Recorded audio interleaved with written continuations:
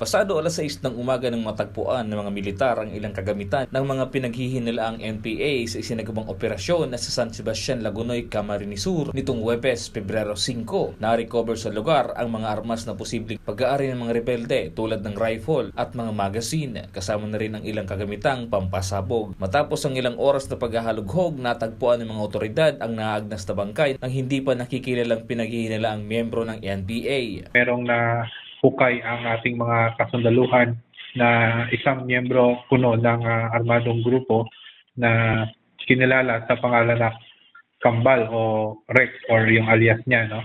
Sa ngayon, hindi pa naman siya wala pang resulta yung na sinasagawa sa kanya bago natin na tuluyang ma-inform yung kanilang pamilya.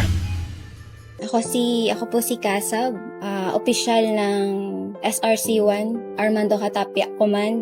Magandang Samantala, kumalas naman at sumuko sa mga otoridad ang mag-asawang sina alias Potts at alias Sab na parehong may mataas na posisyon sa rebeldeng grupo sa Camarines Sur at Camarines Norte. Yung pinaka-leader ng mga armado doon at ang asawa niya naman si alias Sab ay isang political instructor. Ang political instructor, ang gawain niya ay mag-propaganda, mag-recruit, magawa ng mga plano para doon sa kanilang grupo. Kasabay naman ng kanilang pagsuko ay ang pag-turnover nila ng ilang kagamitan, gaya na lang ng 2 machine gun at mga bala nito. Kaugnay nito, natanawagan pa rin ang 9th Infantry Division sa mga natitira pang miyembro ng grupo na makipagtulungan at sumuko na sa pamahalaan at tigilan na ang madugong pakikibaka. Nick De La Cruz, CSN.